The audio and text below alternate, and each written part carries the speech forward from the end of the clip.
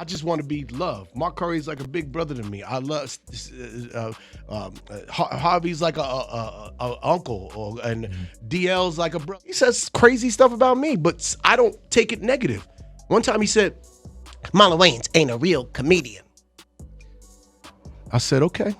And this is about 10 years ago. So, Katt Williams, the man with no filter and a knack for speaking his mind, has definitely ruffled some feathers in the industry. Now, we're not pointing fingers, but it seems like he might be on the radar of quite a few folks in the entertainment biz. Katt, being Katt, doesn't shy away from speaking his mind, and he threw some serious shade at his fellow industry pals. Now, not everyone responded to Katt's comments, but enter Marlon Wayans, the youngest of the Wayans brothers. Now, the Wayans crew is usually drama-free, but Marlon seems to be breaking the mold. Now, for those who might be out of the loop, Katt Williams didn't hold back in an interview, and one of the things he dished out was about black men wearing dresses. It was pretty brutal, and he didn't shy away from mentioning notable names, including Marlon Wayans himself in the infamous White Chicks. Rumor has it that Marlon wasn't too pleased with Katt's comments and decided to join the ranks of other comedians calling out Katt. But here's the thing. Word on the street is that Marlon's attempt to take down Katt might not have gone exactly as planned. I mean, come on. After that interview, the internet practically exploded, and it seemed like everyone and their grandma was siding with Katt. So, if you're thinking of challenging Katt Williams, you're not just going up against one man. You're taking on the entire internet, my friend. Now, the big question, how did Marlon try to bring down the Katt? Well, sit back, because we're about to dive into the nitty-gritty of it all. So, in that infamous interview, Katt went on a calling-out spree, throwing shade at big names like Steve Harvey and Kevin Hart, and it didn't sit well with Marlon Wayans. Fast forward to Marlon spilling the tea on Big Boy's show. Marlon was like, look, we're all about love in my family. No time for these Katt games breaking people down. We've worked with everyone. Mark Curry, he used to roll with my brother Damon, and they destroyed it on the road together. We're tight with everyone. Marlon's all about keeping it real and keeping the peace. He spilled the beans on his comedy family, saying, when I talk about my comedy brothers, Steve Harvey, Mark Curry, I know them, love them. I'm not about to go on air and start drama. No Steve Harvey stole my mustache vibes here. Marlon's all about spreading love in comedy, calling Mark Curry a big bro, Harvey an uncle, and DL Hughley a brother. Even Kevin Hart is just a friend in his eyes. I just want to be loved. Mark Curry's like a big brother to me. I love Harvey's like a uncle, and DL's like a brother. Marlon ain't down for that airing out dirty laundry vibe. He said, I'm not giving them a show. No guns in comedy. Let your work speak for itself. Be your greatest you, and I'll be my greatest me. We're all in this comedy game together. He's like, I ain't tearing nobody down to build somebody up. And he dropped a truth bomb saying, you won't see any other race tearing each other down like black folks do. We're our own worst enemies, and we gotta stop that. I'm all about supporting, celebrating, and letting the audience decide who's the funniest. He should talked about the whole dress-wearing drama in the industry. He didn't hold back, saying, I'm sick of this whole idea that wearing a dress in Hollywood means you've sold out. Come on now, look at White Chicks. That's a classic, and we killed it. Marlon's point is, why do black folks get all worked up when one of their own throws on a dress? But when white actors like Robin Williams, Tom Hanks, or Dustin Hoffman do it, they're hailed as brilliant. He straight up called out the double standards and said, black people need to stop tearing each other down over this dress thing. It's comedy. It's art. When Dustin Hoffman wins an Oscar for rocking a dress, it's genius. But somehow, when it's a brother, we start hating. Marlon's not here for that toxic mindset. He's all about embracing every shade of black humor, celebrating the diversity within the black community. Marlon's throwing shade at the idea that wearing a dress somehow diminishes a black actor's talent. He's got a point. Why tear down legends like Flip Wilson or Tyler Perry just because they rocked a dress for a role? Marlon's on a mission to break free from the toxicity, urging minorities to unite and celebrate the richness of our humor. He's not about dragging each other down. He's all about lifting each other up. So, in his words, let's ditch that toxic vibe and start embracing the full spectrum of black comedy. Marlon continued, spilling the beans about his own experience when Katt Williams threw shade at him for not being a full-time stand-up comedian. Back in the day, they were working on Behind the Smile, and Marlon wasn't hitting the stand-up scene hard at that time. Katt was like, man, you should try it, you're funny, offering up his own material like he's got hours of it in the vault. Marlon was having none of it though. He was like, nah, if I'm gonna do stand-up, I'm writing my own stuff. I appreciate the offer, but I got this. Katt was trying to push him into the comedy world, but Marlon stuck to his guns as an actor. And that's where things got a bit spicy because Katt went on about Marlon not doing stand-up, calling him a comedic actor, not a comedian. He says crazy stuff about me, but I don't take it negative. One time he said, Marlon Wayans ain't a real comedian. I said, okay. And this is about 10 years ago. Now here's the kicker. Marlon took that as a challenge, not a diss. He embraced it as an opportunity to step up his comedy game. Instead of getting all defensive, he was like, okay, you're right, I got work to do. Fast forward, and Marlon's been hustling, doing specials, hitting the road, basically on the grind to become a legit comedian. He admitted he's way better now than when Katt dropped that comment, but he didn't let it get him down. He flipped it into something positive, using it as fuel to become his greatest self in the comedy game. No negativity here. It's all love. Marlon emphasized that his family's all about spreading love in the industry, and they wish everyone nothing but good vibes. Now, Marlon isn't the only one sharing grievances. Dave Chappelle also shares the same sentiment. Dave Chappelle didn't hold back when it came to responding to Katt Williams' viral interview on Club Shay Shay. Dave hit up Monterey's at the Hollywood Improv on a Friday night and spilled some serious tea about Katt's interview antic.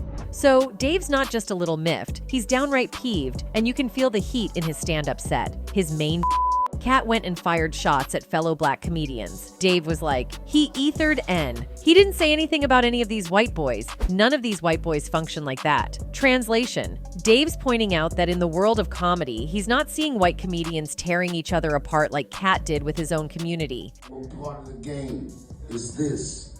He only eats. He didn't say anything about any of these white boys. And none of these white boys function like that. And Katt, they never hurt people. And he does it all the time.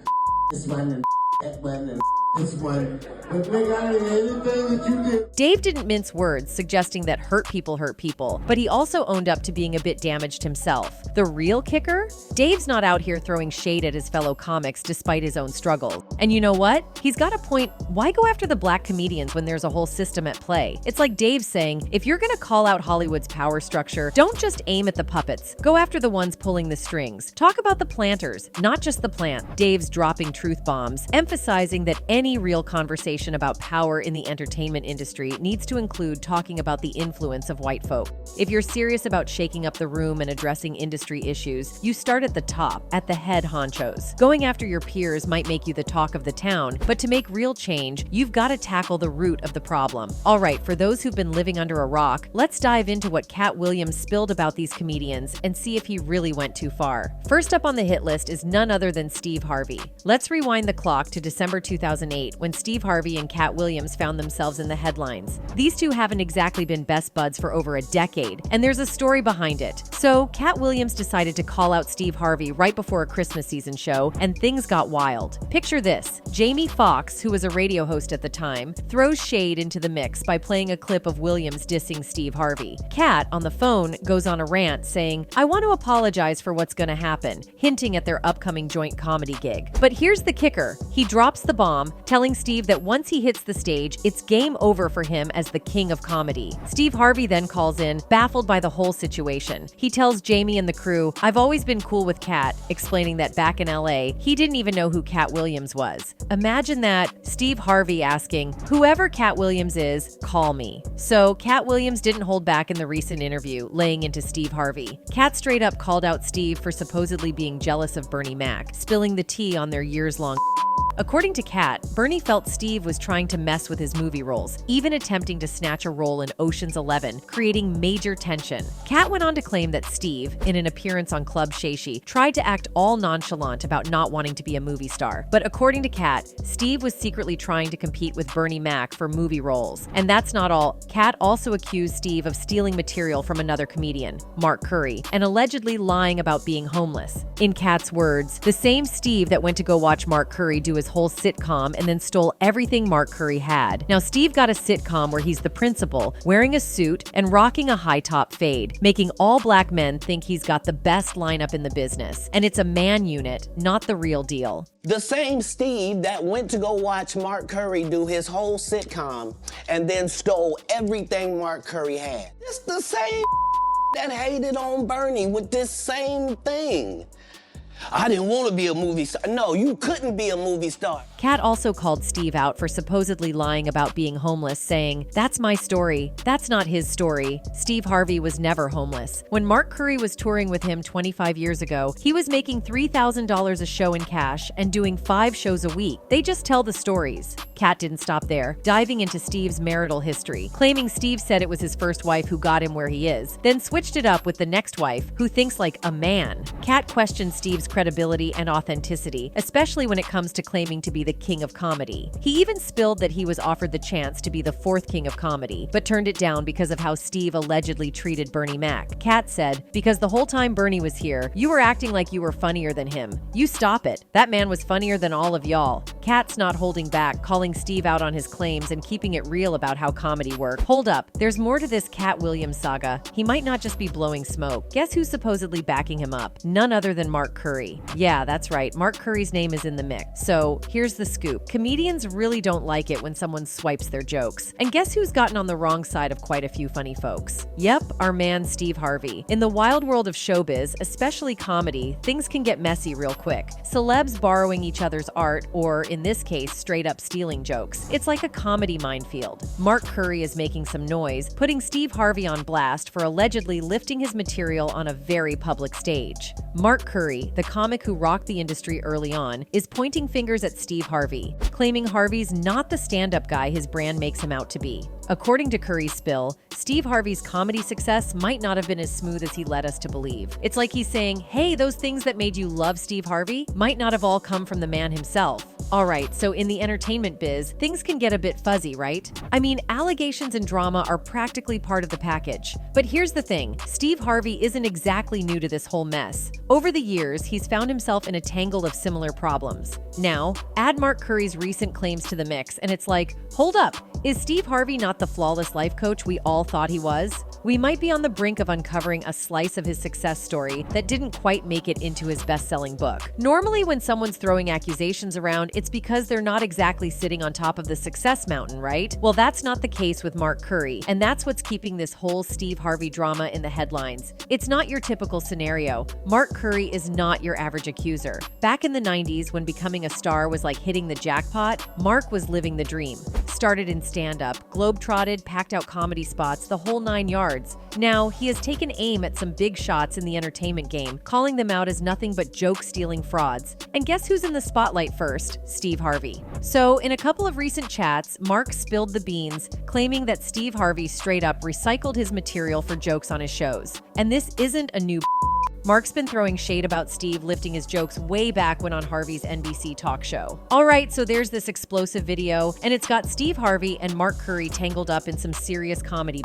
Mark's claiming that Steve, who used to host Little Big Shots on NBC, swiped not 1 but 2 of his jokes. And get this, Mark says he already confronted Steve about it in the past, but the alleged joke thievery kept happening. The thing with Steve Harvey is that he used my material on both his platforms. Yeah.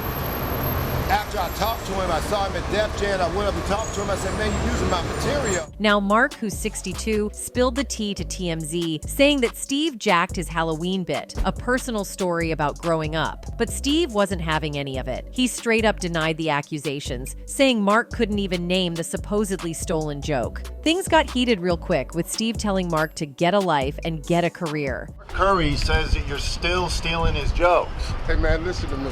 Yeah. Now this, I'm getting sick of this right here. Yeah. Mark Curry need to grow up. Steve went on a rant saying he hasn't stolen a joke in 35 years and dared Mark to name the joke he's talking about. He even threw in a grow-up man for good measure. But here's the kicker. Mark wasn't just making stuff up. The comedian came armed with receipts, proving his point and turning up the heat in this comedy feud. Mark Curry took his with Steve Harvey to Instagram and dropped some serious receipts in a video that's now deleted. Basically, he called out Steve for allegedly stealing a bunch of jokes from him for his show. In this video, Mark compared an episode from his 90s sitcom Hanging with Mr. Cooper, where he talked about rocking a brown box as a UPS costume for Halloween. Surprise, surprise, Steve made the exact same joke in a 2015 episode of his show. Bullshit talk show he had. And he did all my Halloween material one Halloween. I'm watching, somebody called me and said, man, homeboy doing your material. So he did my whole Halloween run. All right, let's talk about the whole stealing joke scene. Another person Katt didn't hold back on was Cedric the Entertainer. He went in, calling Cedric a walrus and straight up accusing him of plagiarism. According to Katt, Cedric denied jacking his jokes by saying it don't line up, but Katt wasn't having any of it. He pointed out that he dropped the joke on TV in 2018, and Cedric supposedly came to see him at the Comedy Store doing it in 2019. And guess what? Cedric later did the same joke on The Kings of Comedy. Katt's like, what doesn't line up here? He even threw in that it was a televised joke, and Mark Curry played a part in punching it up to its prime. Cedric told you when you did you steal Katt Williams' joke? Yeah. He said it don't line up. How it don't line up? 2 years later, he's doing that as his last joke on The Kings of Comedy. And he's doing it verbatim. He's just changed my car into a spaceship. And that's not all. Katt didn't stop at Cedric. He swung back around to Steve Harvey before circling right back to Cedric. This time, he didn't pull punches, calling Cedric a walrus and basically saying he's not living up to that entertainer title. Katt claimed Cedric can't sing, can't dance, and can't write jokes. Ouch! He even threw shade at Cedric's comedy specials, saying they're so bad they're not even on Netflix or Tubi. We found out he can't sing, can't dance, and doesn't write jokes. He did 4 comedy specials. They're so bad, Shannon, they're not available on Netflix or Tubi. Now, next up on the list is Kevin Hart. For those of you who don't know about the ongoing showdown between Katt Williams and Kevin Hart, you might recall that the traces back to the 2008 film Fool's Gold. Williams was initially set to take the lead, but his legal issues at the time forced him to pass on the gig, which involved filming down under in Australia. Enter Kevin Hart, who swooped in and snagged the role instead. According to the grapevine, that's where the sparks of tension between Williams and Hart first ignited. Now, we're talking about more than a decade of simmering folks. It's like a slow-cooked drama stew that's finally reaching its boiling point. Williams, with all his comedic flair, is now taking aim at Kevin Hart. When the topic of Kevin Hart came up in his conversation with Shannon, Katt straight up alleged that Hart might be an industry plant. He questioned the lightning speed of Kevin's success, highlighting how he landed a sitcom and led a movie, Soul Plane, all in his first year in Los Angeles. According to Katt, this raises eyebrows and makes Kevin's early history seem a bit like a mystery. He already had his deals when he got here. Have we heard of a comedian that came to LA and, in his first year in LA, he had his own sitcom on network television and had his own movie called Soul Plane that he was leading? No, we've never heard of that before that person or since that person, he continued, saying. What do you think a plant is? Maybe people don't understand the definition of these words. You heard of a comedian that came to LA, and in his first year in LA, he had his own sitcom on network television and had his own movie called Soul Plane that he was leading. What do you think a plant is? Katt didn't shy away from getting into the nitty-gritty, expressing his concern about letting people who might not be truthful create their own narratives unchecked. He brought up the power imbalance, mentioning how liars have all the assets and resources, leaving the rest of the folks to play catch-up. Katt even challenged the idea that these resources factor in when it comes to the truth. In Katt's words, he expressed concern about letting individuals who might not be truthful create their own stories unchecked, especially when they have abundant resources. Despite the accusations, Katt seemed aware of the potential backlash, acknowledging that behind his back, he might be seen as a bitter and jealous comedian. When asked if he feared any backlash, Williams responded, "Satan can't create anything. That includes blessings for his people. That's why, you know what the one job of somebody that sold their soul in Hollywood is to act like it didn't happen." So Thursday morning rolls around and guess what? Kevin Hart isn't one to take things lying down. He fired back at Katt Williams in a post shared on Platform X, giving his take on the latest diss. Kevin didn't just clap back, he also took the opportunity to plug his newest project, which is set to hit Netflix. He said, "Gotta get that anger up, oucha champ. It's honestly sad. In the meantime, please enjoy my movie trailer to my next film, Lift, which will be dropping on Netflix in 8 days. Also, during an explosive rant on the Club Shay Shay podcast, Kevin Hart had this to say when asked about being called out by comedian Katt Williams. "You don't entertain the circus. You watch it. When a lion comes out and rides the bike, you don't think about it too hard. You just go, okay, that's crazy. The lion is riding a bike." And then you go home and enjoy the rest of your day. Hart responded during an interview with Fox 5's Kevin McCarthy about his new action comedy, Lift. "I don't feed into the stuff at all at the end of the day. It's all entertaining to a certain degree," Hart said. He added he's sure his fans will fact-check claims like the ones made against him by Williams. "I just don't have the time for it. There's too much going on," Hart said. Now let's talk Ludacris. Katt Williams went all out on his podcast episode, dropping some serious claims. According to Katt, both him and Ludacris were at a crossroads, invited to some Illuminati thing where one of them had to make a big decision. Apparently they were equal at the start, but it came down to cutting off all their hair and ditching the sideburn game. The plot thickens when Katt spills that the next person in line was set to snag a cool $200 million, getting $10 million a pop for 20 movies. And guess what? That person turned out to be Ludacris, and Katt Williams was the other player in the game. And any more than you were when you lined up across from a superior team. Yeah, on paper, they're a better team. Right. They have all the assets and resources and we don't. Oh, but Katt didn't stop there. He got personal. He threw some shade at Luda's wife, Eudoxie Mbugengwe, calling her Luda's light-skinned, ugly-face wife. And see if that factors in. I guarantee you it won't. Wow. Because Shannon Sharp gotta be a different person than that other person. Now, Luda didn't take that lying down. Nope, he hit back with some fire, dropping a freestyle over Kanye West's Devil in a New Dress beat. Luda spitting bars like, "Never been Illuminati, only ill Luda naughty / and I only left with when coming from any party." The online crowd was all over it, showing some love for Luda's lyrical comeback. And it didn't stop there. Luda got real about life. He rapped about being married with kids, the evolution of his journey, no clout chasing, no saying stuff for likes. He's all about that authentic vibe. Luda even paid homage to the late John Singleton and gave props to earning every Fast and Furious check. Plus, he threw in a nod to his signature style, the afro with sideburns. And of course, he dropped a line about addiction on the rise, giving a shout out to comedians to check their temperature. Next up is none other than Diddy. Katt Williams didn't hold back, and he dished out some serious shade. He claimed that at various points in his career, he turned down $50 million offers 4 times just to keep his integrity intact. But then, he shifted gears and started calling out Diddy, who's been in some legal hot water with 4 women accusing him of SA, including his ex Cassie. Katt got real explicit, talking about protecting his virgin hole and how he had to say no to Diddy's partying ways. He even boasted about having receipts for everything he spilled during the interview, giving him the freedom to share all the juicy details. And get this, earlier in the conversation, he took pride in making it this far in Hollywood while still claiming to have a virgin a hole and never having done certain things. But the real zinger was when Katt suggested that Diddy likes to play the ownership card when it comes to women. He said, "When I see people's wives and stuff, I don't even look at them. I don't want to look at nothing I don't want to have because I know how blessed I am. If I look at it, I got it." That's how Diddy be feeling. Now, with all the info on the table, it's hard to argue with Katt's take on this one. So what do you guys think of all this? Do you think Katt Williams went overboard with what he said about these black comedians? Drop your thoughts in the comment and we'll catch you in the next video.